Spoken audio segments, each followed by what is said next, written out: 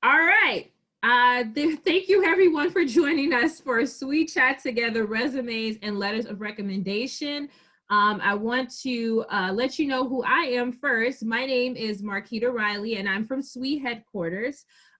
Please be sure to use the chat box for any questions that you may have.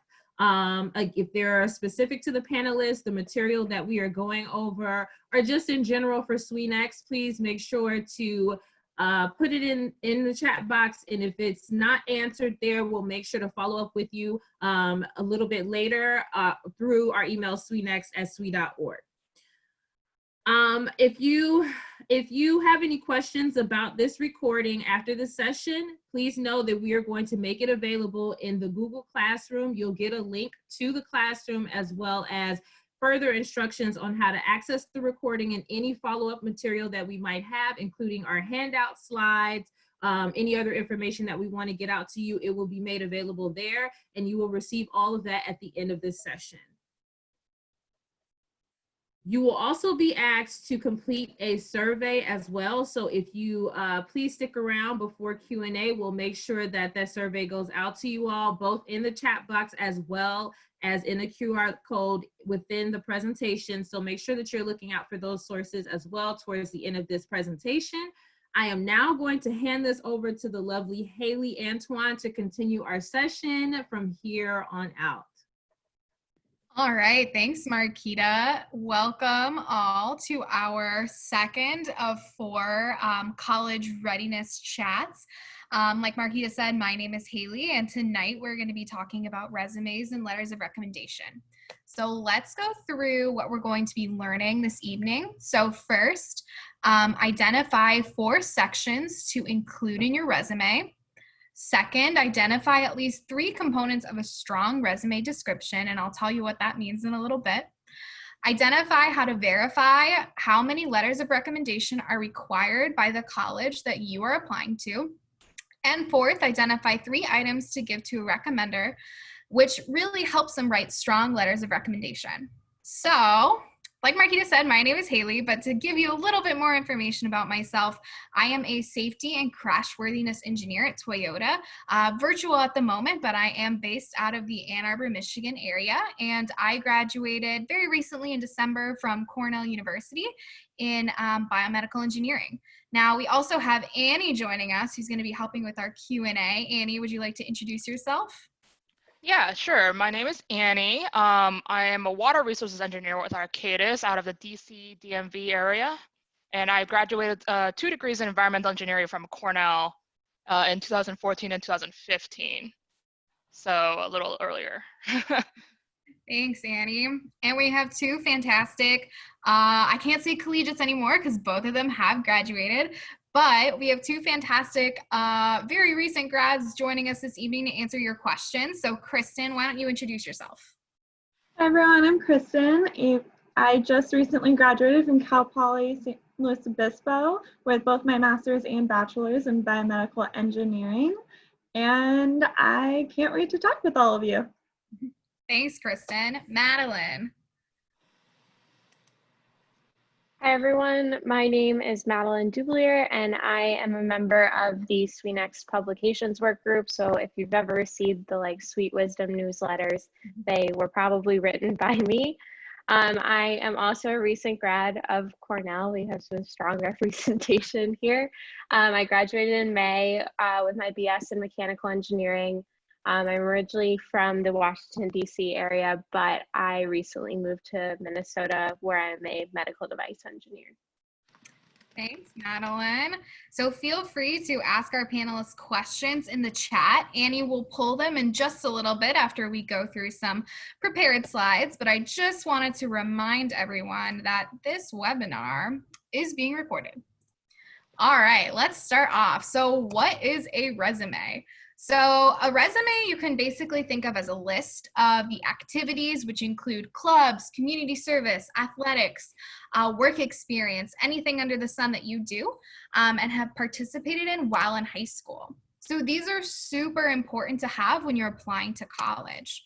So you can transfer information from your resume to your applications.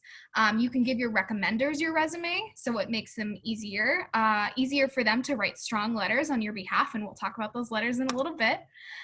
It's also really helpful to remember your activities for your college essays themselves. And maybe you might want to apply for a scholarship, so submitting a resume would be helpful and part of that package.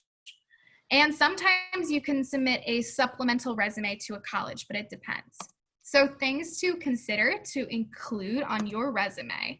So you'll want to have your class rank, test scores, and GPA. So for a different resume for a different purpose, it may not require all of these things, but my best recommendation is to have one base resume with tons and tons of information, and then you can modify it based on your purposes. So having class rank, test scores, and GPA can be helpful.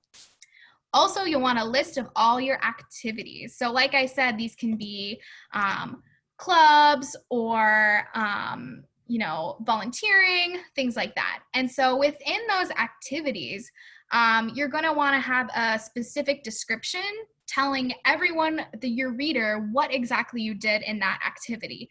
If you held a leadership role, like if you were the secretary or the treasurer, or you were a co-lead of something, you want to do that as well. Also, on the Common Application, if you're not familiar with that, we'll be talking about it next week.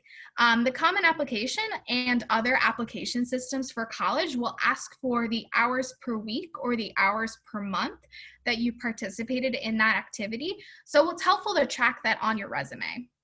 And also which grades you were involved in that activity. That's helpful to track as well. You'll also want to include your awards, honors, publications. Maybe you do some research at a local university and you were a co-author on something. That's great to include on your resume. And any other achievements like Girl Scout Gold Award. Also, maybe you've taken an extra class at a community college or at a university in your area, or you did some super cool like study abroad experience. Those types of out of the classroom, but maybe not necessarily a club or activity, those experiences are also fair game for your resume. And then to kind of break all of those different things up, you're going to want specific headings to let people know that they're not just reading in a huge list and they don't know where one thing ends and another starts. So that's very helpful to have section headings. So you can kind of title them based on, use your best judgment, but maybe you'll have a community service section or a school clubs and activities section or an athletics section if you're a superstar athlete. So also for some of our engineers, maybe you have some super highly specialized skills that you've picked up. So if you can do Python or MATLAB, all of those things, to be honest, I did not know how to do when I was in high school. I learned them all in college, so don't worry if you don't know any coding languages. But if you do have those skills, the more the merrier. Put those on your resume as well. So an important thing to note, and don't worry if you didn't get all of that, Marquita will let you know where to find this information after the webinar. So on the Common Application, which I'm going to say a few times in this webinar, and if you don't know what it means, you can just easily look it up. But essentially, it's this big application system where hundreds of colleges put all their applications on, and we're going to talk in depth about it next week.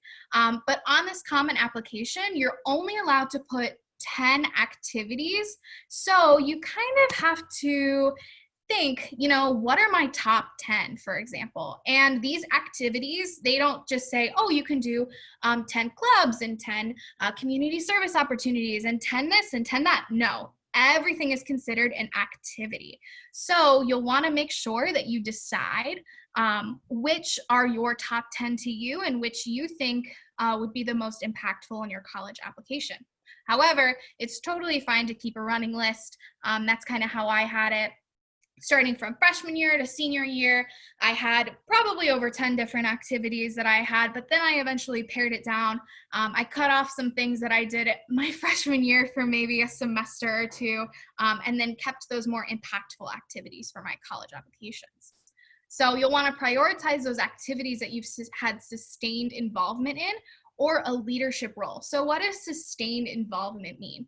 So by the time you're a senior, you've had 4 years or 8 semesters of high school, right? And so an activity that you've been involved in for 3 years is considered sustained involvement compared to an activity you did the first semester of your senior year. And it's great to get involved in activities the first semester of your senior year. But if you were choosing between 1 and 2, depending on what the activity is, the sustained involvement activity would probably be more important to note than your 1 semester activity. Also, leadership roles are super critical to incorporate in your resume. So different application systems do have different maximums, so you'll just want to check based on the school you're applying to how much you're allowed to submit, or even if you're allowed to submit an additional resume. So if you're applying to a STEM major, which I'm assuming most of you are interested in either STEM or engineering, you want to consider emphasizing your STEM activities such as FIRST Robotics. So we've got Exploding Bacon Team 1902 here in FRC team. So especially if you've been involved in FIRST Robotics for 4 years and you were one of the coaches or a captain or a president for a year, and within that you also did community service and you learned Python, that's a perfect storm of an activity that you're definitely going to want to include on your college application. However, if you don't have that experience, that's also totally fine. I did not have any sort of crazy technical experiences before going to college, and really that's what college is for, having more technical experiences. So don't fear.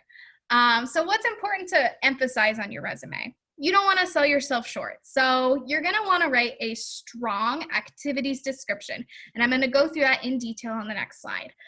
You want to be concise and specific, because on the Common Application System or another application system, there are word or character counts. And those are really going to get you. Sometimes you're thinking, oh, this is a great sentence. And then you can't write the last 4 words. And so your sentence is like totally cut short and you didn't get the full details in there. So you're going to want to think of how to use precise language to describe everything that you did in your activity. And maybe you want to offset. So this is a strategy we'll talk about a little bit next week as well. There are different application essays that you might want to write about. And maybe in one of your application essays, you go super duper in depth on one of the activities that you did. And so maybe you're like, oh man, like I have 11 fantastic activities I want to include. Maybe you could remove that one activity that you did from your activity section, which you already wrote about in the essay, because it's a little bit redundant, but you'll have to use your best judgment on that. And make sure you're accurate and honest. So one of the key things why colleges ask for those hours per week, because if something seems like a little fishy, they're like, oh my gosh, this student was president of 10 clubs and they picked like, they were involved in each club for 10 hours a week, and you're involved in 10 clubs. So that means that you were doing 100 hours of clubs per week, plus school, plus sleep, plus homework. Something's not adding up right there. So make sure you're accurate and honest, because that's a very easy addition to do. So let's talk about the activity section format. So I have coordinated things based on colors, underlines. And so these are some of the key things that you're gonna wanna point out. I guess the animations are a little wonky, but I'll put it all up here now. So titles are in purple. So titles would be president, treasurer, secretary, vice president, co-chair, committee member, things like that. Action verbs. So action verbs are, instead of saying something like I did this or I got this, or I'm blanking on other examples, but things like that where it doesn't really tell us exactly what you did to do that action. Action verbs give a very pointed description within that verb of what you did. Technical skills. So these are underlined in this section. So especially if you're applying to an engineering major, if you have some sort of technical activity that you did, it's great to highlight that in your resume as well as on your applications. Leadership skills are in italics, and then awards and honors are in red. So let's go through this piece by piece and kind of break it down to see what this is. And this is an example from when I was in high school. And this was a first robotics experience that I had. And it was a long time ago, and I actually ended up rewriting this section because I realized that I had not written the most strong resume section that I could. So I'm always learning, we're always learning, it's okay to make mistakes.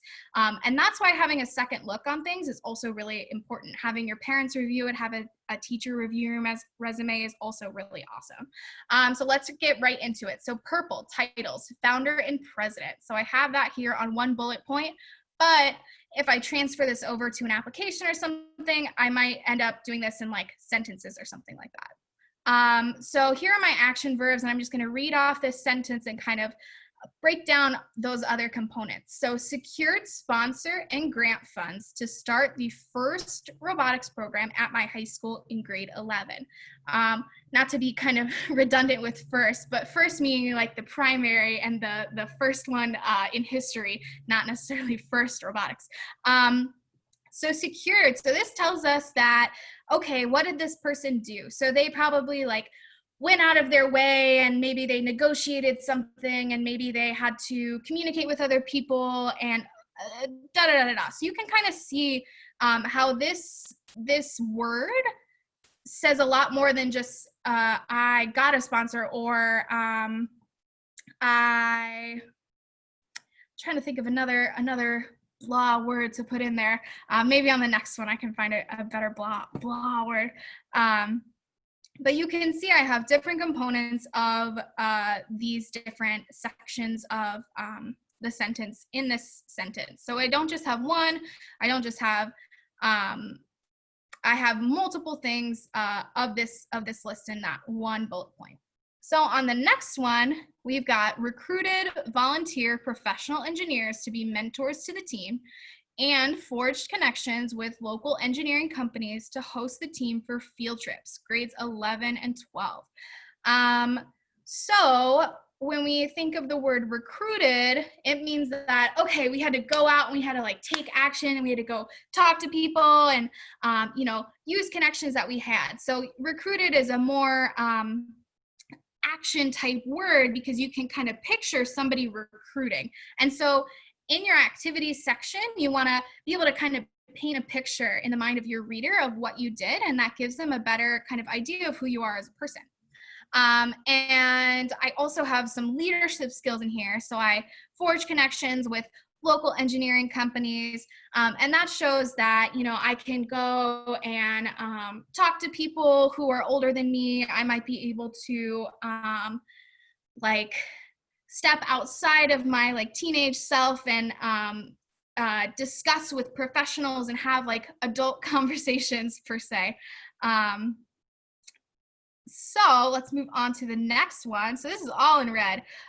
Wrote winning submission to 2014 EcoCycle Cube 3D printer program, winning a 3D printer for team in grade 12. So this is kind of an award and honor. So it's all in red, and we're using the action verb wrote. So I took the time and I wrote out this essay, I submitted it, and then I ended up winning this national contest for the whole team, and we ended up getting a 3D printer.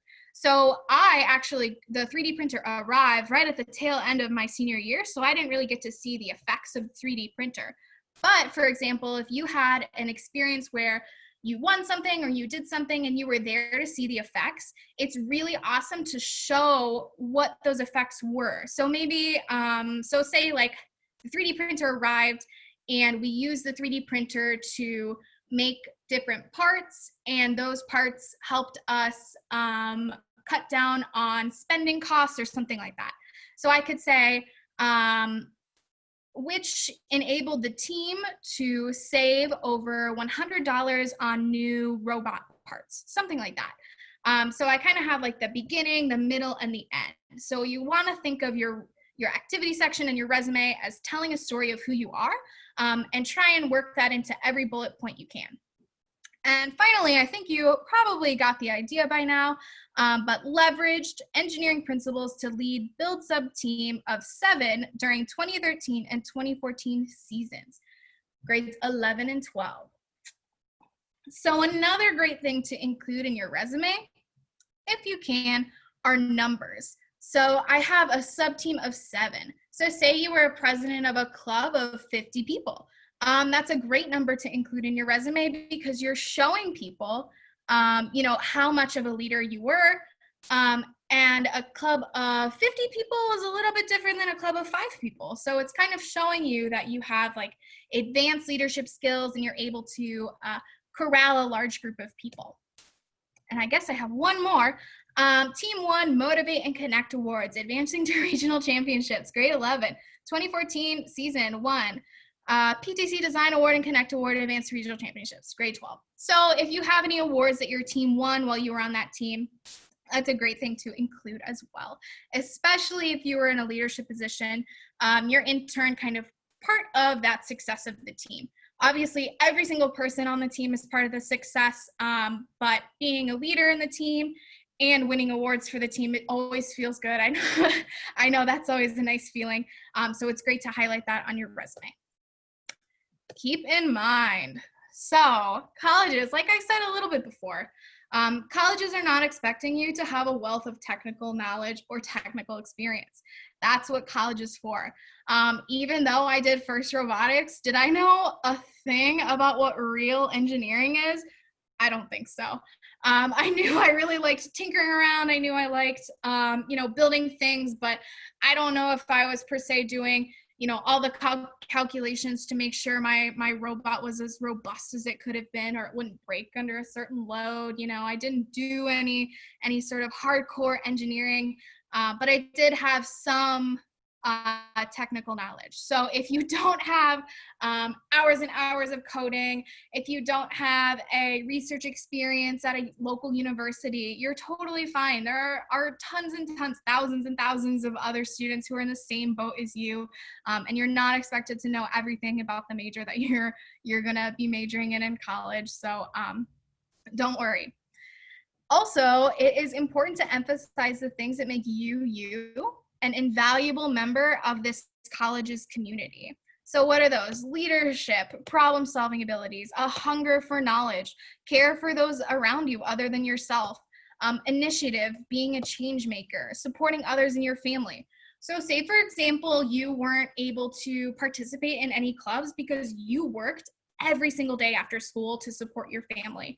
And maybe you had to provide childcare for your younger brothers and sisters. That is an exceptional experience to write about on your resume. And that shows the admissions officers that you are dedicated, that you work hard, and that you're ready to kind of take this next step by entering college, and you will apply that same determination, strong work ethic, and academic performance at their university. So everything, regardless of if it's a true club, if it's a technical experience, if it's athletics, something like that, anything along those lines that shows who you are, what your character is like, all of those experiences are what make you you.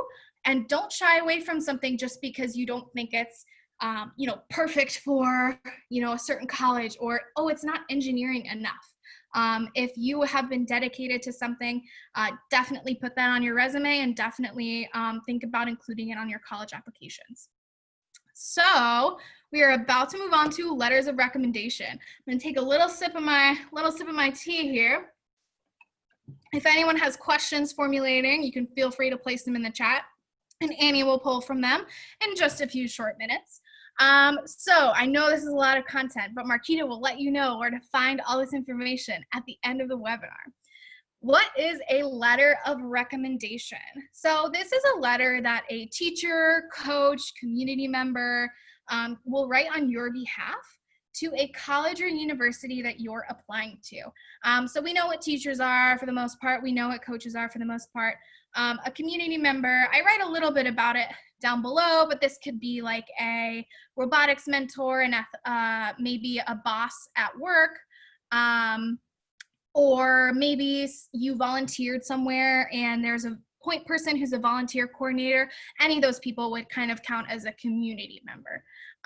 So moving on, Each school has a different requirement for how many letters they want and who they want them from. So you have to check on each requirement, because sometimes these admissions officers are super, super busy. And if you have the wrong requirements, your application might just get thrown out. And that's, not the best thing after you've worked super, super hard to put together this application. You want to make sure that you have everything spick and span and you're meeting the right requirements. So oftentimes you need a high school counselor to write a letter, and usually a minimum of 2 teachers. So the best advice that I got when I was in high school was to go with teachers from your junior or senior year, because they know your most recent academic background, or teachers that you have had for more than 1 year. I had a teacher who I had my sophomore and junior year. And that was for a STEM class.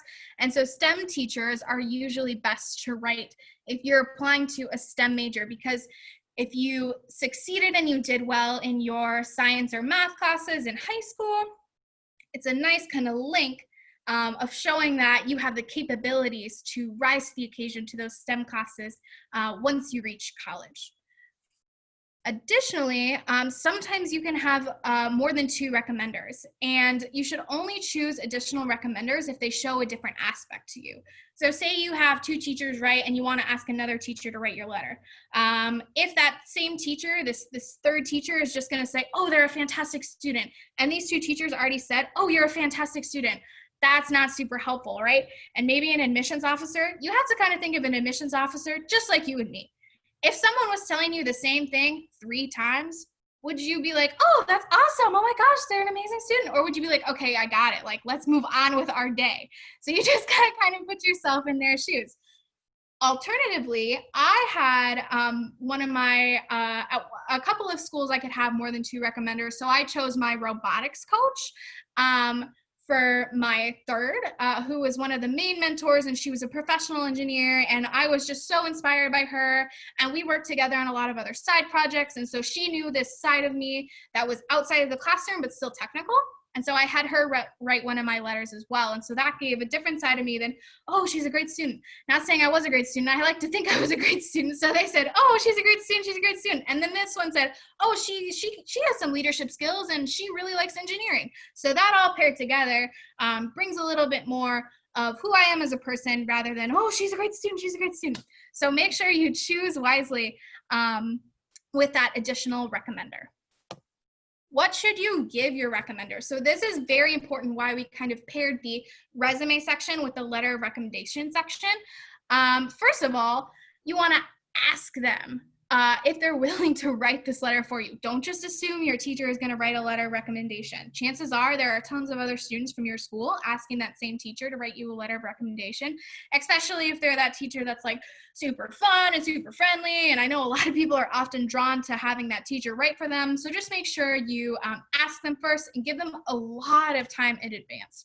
Right when you start back to school in August or September, maybe even back that up if you start school late in September, shoot them an email and say, hey, like, would you be willing to write me a letter of recommendation? I'll give you, X, Y, and Z, which I'll go through in 1 second. So you're gonna wanna give them a list of the schools that you'd like them to write the letters for and the dates that the letters are due. So the dates the letters are due will depend on each school. Sometimes the application itself will be due, and then there's like another week or 2 where the letters can be turned in, or like everything has to be due on the same date, but you can find all that information on the application website.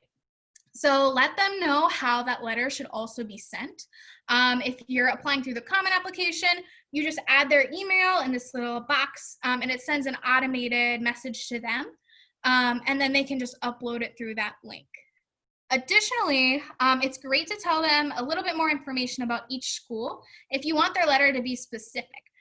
So maybe you've decided, you're like, okay, I want to be an electrical engineer, and these are all the schools I want to apply to. This is the exact name of the major at that school. Sometimes electrical engineering has different names. Maybe it's electrical and computer engineering. Maybe it's electrical engineering and computer science, the combined major or something like that. You'll want to give them the correct name, because if they accidentally write the wrong name, then maybe you didn't, that's a reflection on the college that you didn't prepare your recommender enough to write you this letter of recommendation. Also, you can include aspects of the school that appeal to you. So you can say, okay, I really like Texas A&M because they have this club that I think would be super cool and would match me. And from my high school experience of, you know, being in this club with the teacher who's writing your letter of recommendation, this then would be a really good fit. So something that maybe makes it a little more specific and makes it, you know, a little bit more interesting to read about. And also you'll want to include your resume. So you can't assume that your teacher is going to know every single thing that you did in high school, but it's great to let them know, like, oh, I did this and this and this and this. And please, could you include that in the letter that you write about me? So that gives them more information to not just write a cookie cutter letter of recommendation, like, oh, this person's a really good student. It would be, oh, this person's a really good student, and this is exactly why. So those are great things to give your recommenders, and it arms them with everything they could possibly need to know about you. Also, you can see on your application portal if a letter has been submitted or not. And it's totally fine to send your recommenders reminder emails. I know my teacher who wrote for one of my early action, which was kind of like an early due date for applications, she wrote for my early action application, and it was literally the day of, and I can remember this because it was Halloween, and I was checking it and it was not in yet, and I was like freaking out, and I was like, I'm going trick-or-treating, like, when is my teacher gonna submit this? I'm like so freaking out. And then she was like, Haley, it's okay, I'm gonna do it, don't worry. But it's okay to send them reminder emails because we're all human, and your teachers are also all human, and sometimes maybe they forget, or maybe they just forgot to hit submit. So definitely send a reminder email if it hasn't been submitted and it's close to the date. So I know that was so much information. But we are going to open it up to our panelists now. So if you have questions, start putting them in the chat. And like I said, Marquita will let you know where to find all this information. So don't worry if you miss something, you'll have access to it afterwards.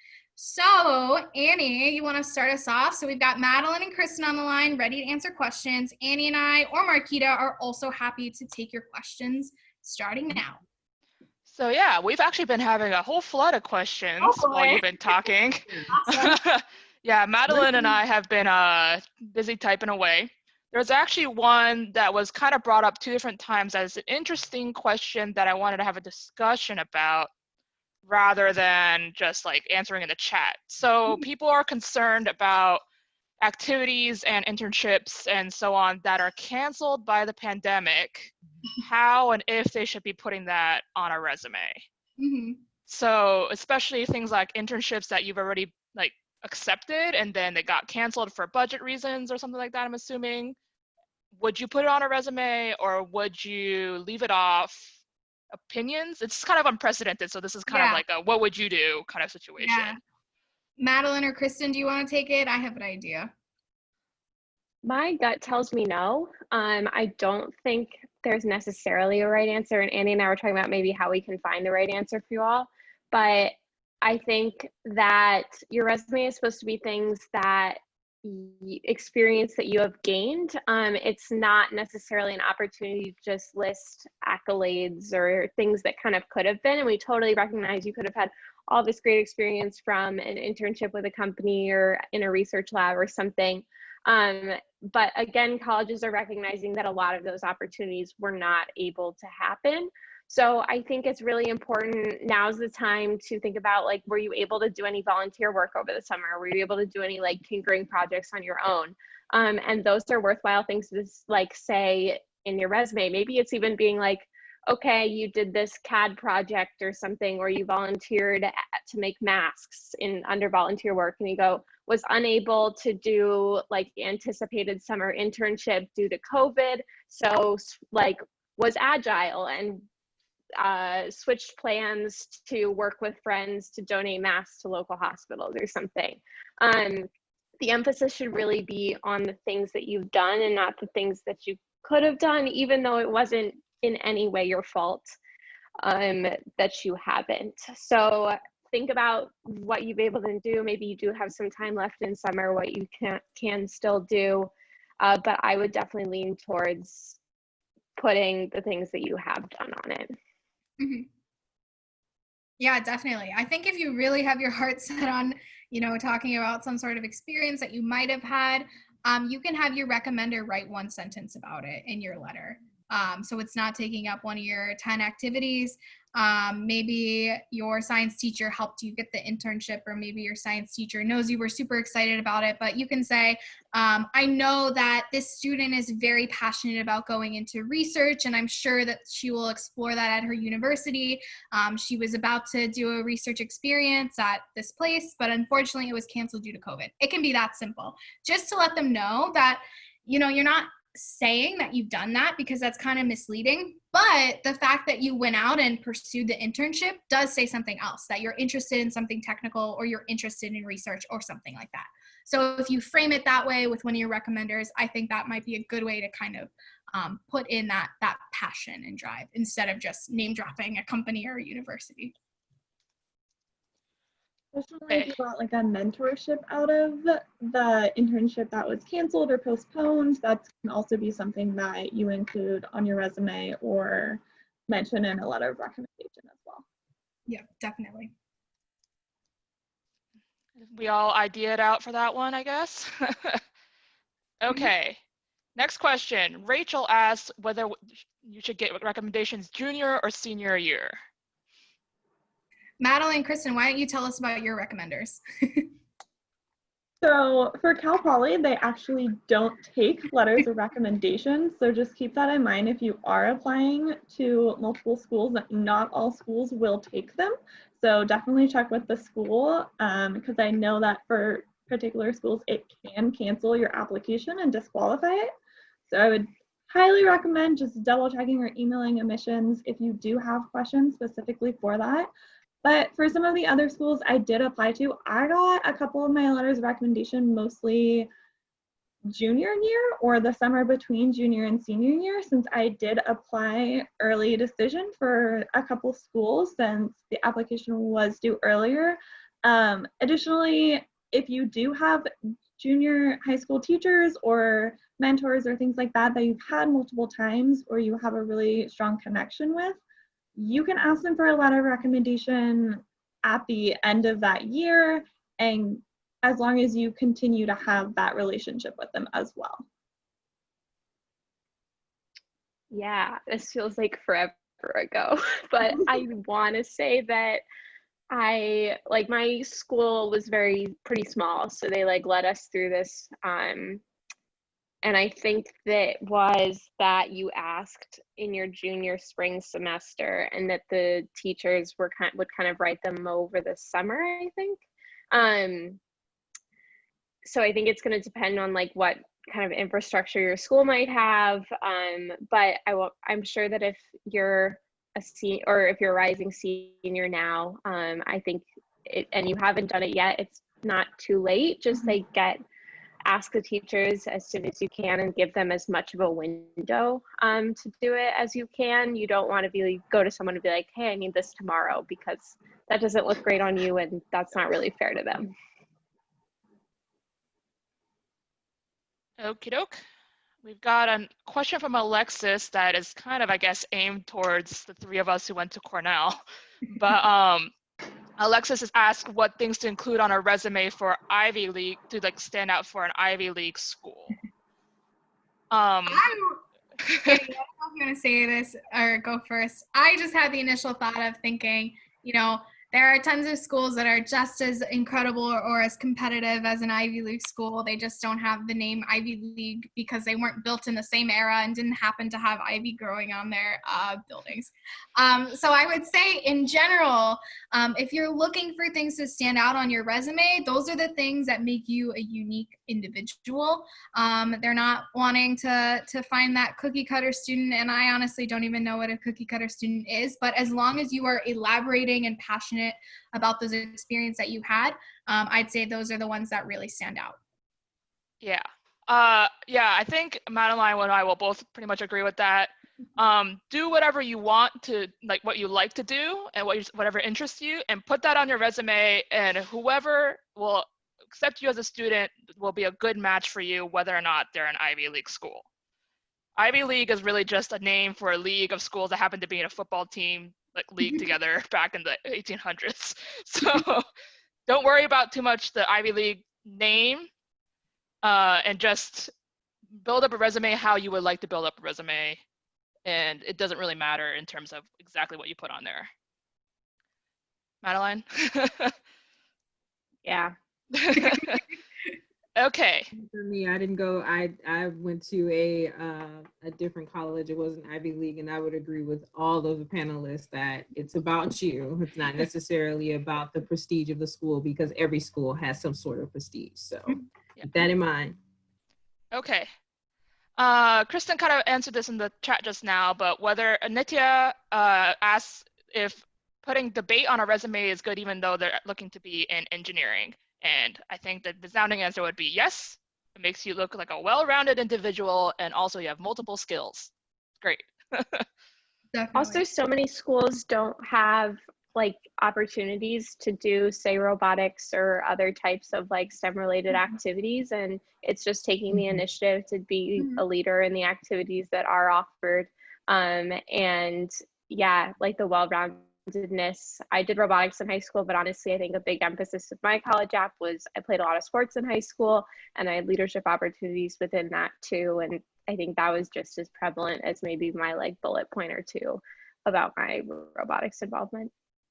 Definitely. Madeline and I happen to also volunteer with the admissions office quite a bit. And I don't know if you remember this too, but the resounding thing I always heard was we look at you in the context of your school.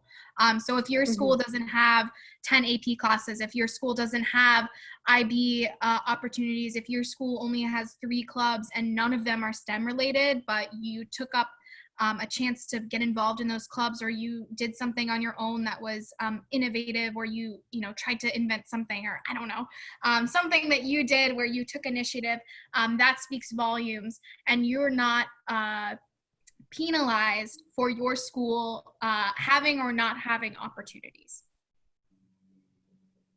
Next question for Kristen. What clubs did you participate in high school, and what recommendations might you have for somebody who's looking to major in biomed? So for me in high school, I actually didn't participate in anything specifically biomedical related. So it is possible to major in something that you don't have previous experience in. When I was in high school and applying to colleges, biomedical engineering was still very new, and a lot of schools didn't even have it as a major still. And so that's kind of something that impacted me.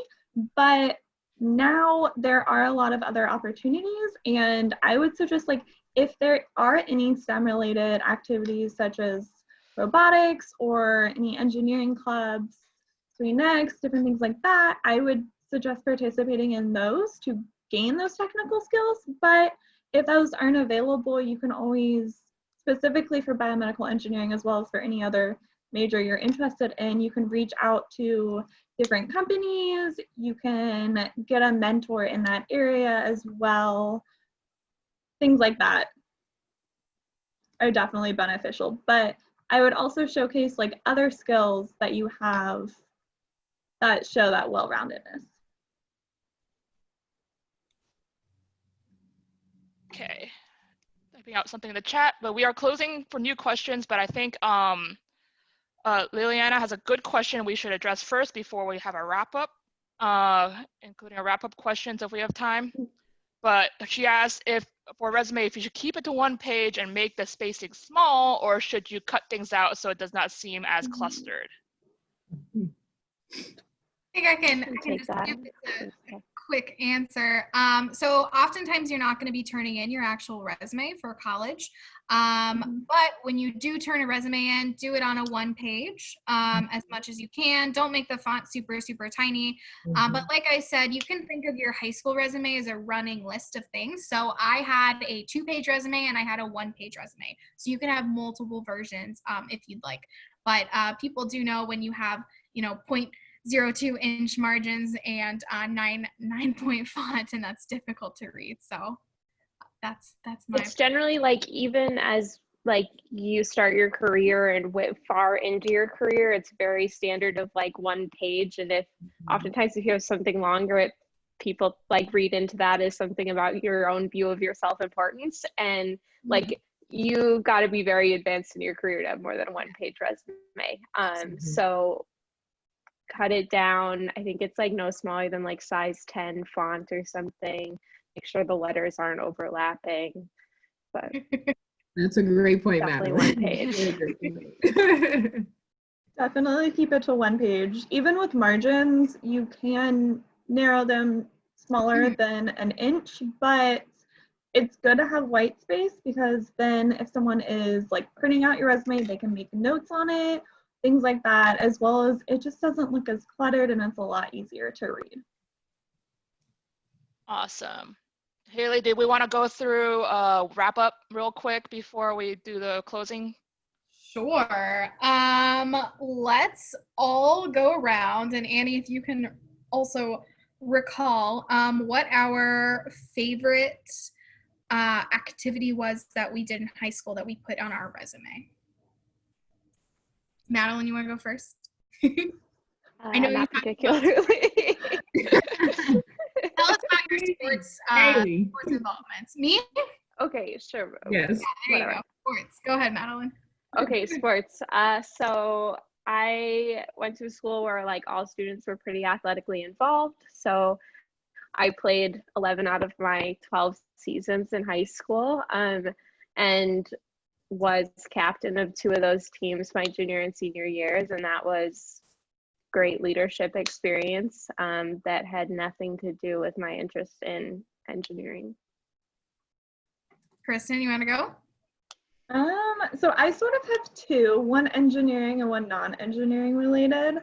My high school, we had different academies or sort of like different plans. So if you were interested in different things, one was related to arts. Another one that was recently started when I went to high school was an engineering academy.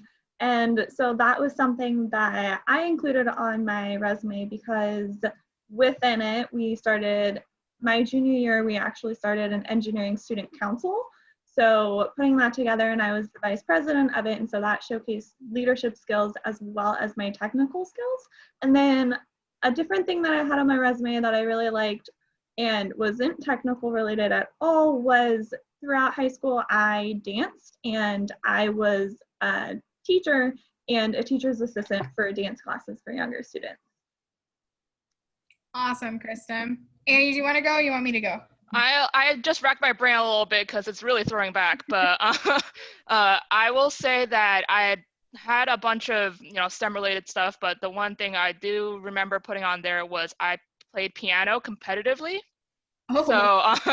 So not at all technical, but I played from when I was age 5 all the way up until all the way through college. So I put that on there. It kind of shows that you have dedication and passion for things, and also the whole thing we talked about earlier with the well-roundedness, not just academic focus, having other interests. And schools do like to see that. So awesome.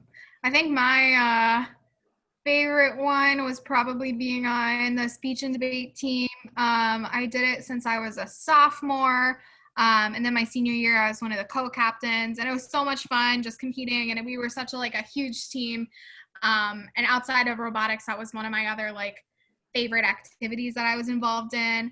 And so I was kind of able to elaborate on different competitions or how I, as in my role, helped students practice their, pieces before a competition or things like that. So that was something I was really able to talk a lot about.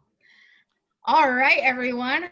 Thank you so much for all of your questions. If we did not get to your questions, please email them to SWENext@SWE.org, and Marquita will answer them or loop in someone who would be good for you to talk to. Before we close, we are going to ask you to take our brief survey. If you do not have your phone with you handy to scan the QR code, Marquita is about to put it in the chat box. So you could just click on there, and we will be back together in 2 minutes after we all take this survey.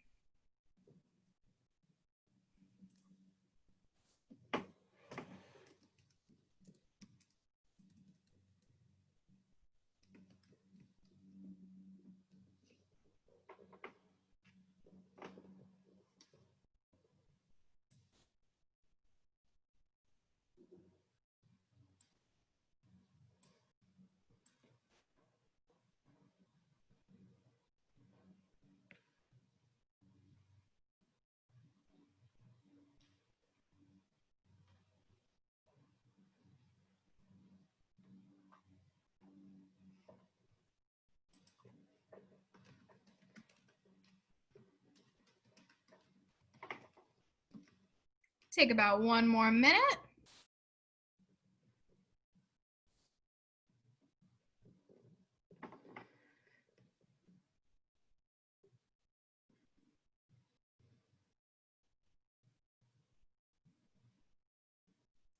I feel like I want to play the Jeopardy song for everyone. I know, right? I was just saying, this I fun.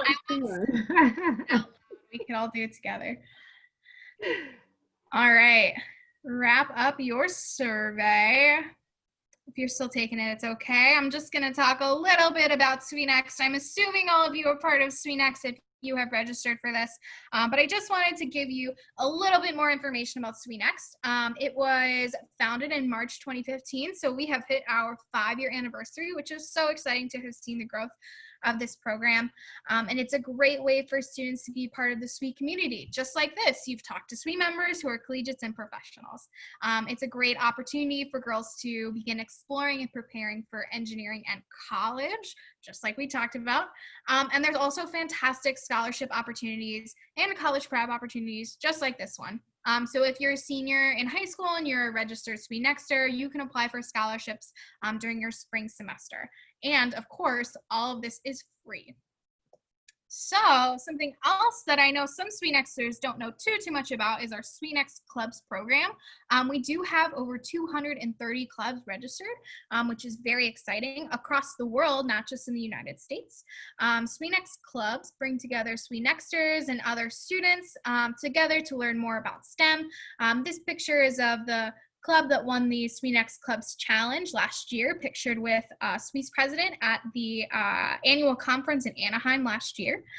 So clubs can be formed of groups, just a group of friends. Maybe you're at a school, or maybe you're just associated with a community organization like a Boys and Girls Club. All of those organizations can become a SWENext Club. And all you need is an active member of SWE, a collegiate or professional, to help you start that club. If you're interested in learning more about SWENext Clubs, you can email swenext@swe.org. And I think one of the great things about SWENext Clubs is you can basically do anything. And this is a perfect way to kind of get students involved in a virtual learning environment. I know so many SWENext Clubs that are having their meetings online. They're having guest speakers come online, just like this, doing Zoom calls with them to talk to them about their career or a different major. So they're a great way in this very virtual environment that we're all kind of thrown into to still feel like you have a community with other girls, or really anyone at your school. Boys also can be in SWENext Clubs to feel like you're doing something and learning about engineering. So you can also do maybe STEM outreach, or maybe a professional can give you a live FaceTime tour of their company or somewhere they work. But there are endless possibilities of what you can do with the SWENext Club, and the direction is totally up to you. If you want to learn more about SWENext Clubs, you can definitely email SWEnextClubs@swe.org or SWEnext@swe.org. Still goes to Marquita either way. So we want to give you a little bit more information about what's coming up in the next 2 weeks. So we will be covering college essays in the Common Application next week. You're right back with me. And then the final week, so on the 27th, same time, Annie will be talking about financial aid and scholarships, and we've got some fantastic panelists on each one of these talks. So we really hope that you will join us for them. Invite your friends, have your parents sit in on these as well. But we are very excited to see you for the next 2 weeks, and we super appreciate you joining us this evening. So I will turn it back over to Marquita to close us out. Well, first of all, I just want to say fabulous job, Haley. I really appreciate you going through all of that content. I'm sure each of you all found that super beneficial. It's always good to know from somewhat of really subject matter experts, right, that know what you need to do in order for you to have a quality resume, as well as getting good letters of recommendation as well. So I want to thank you, because I know that was a lot of content to go through. But I just wanted to close us out as we've reached the end of our time together. Please make sure that you all fill out the survey, the feedback form. It is available within the chat box, so don't forget to do that before you leave. We'll also make sure it's available. I'll go over that in just a second.